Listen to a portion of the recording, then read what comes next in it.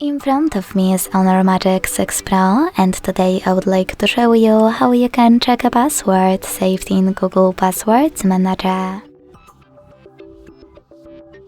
Begin by launching Settings and scrolling all the way down to access Google. Then hit Autofill, Autofill with Google, and Google Password Manager. Now tap on any of those passwords that you wish to check and enter your current login method. Then hit this eye icon next to your password to make it visible.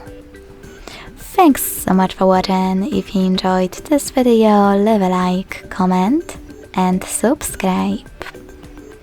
Bye!